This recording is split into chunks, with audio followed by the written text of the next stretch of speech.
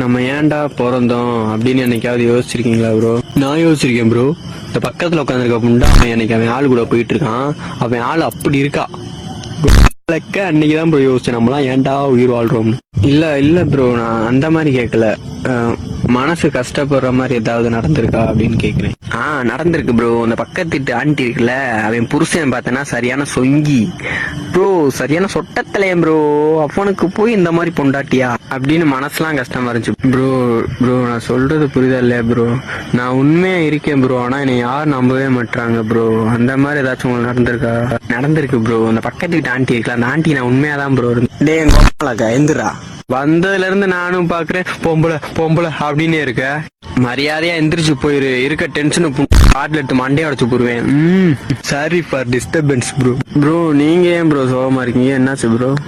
ஒரு வாரமா அந்த ஆண்டியை காணாம ப்ரோ. ஃபாலோ பண்ணுங்கயா.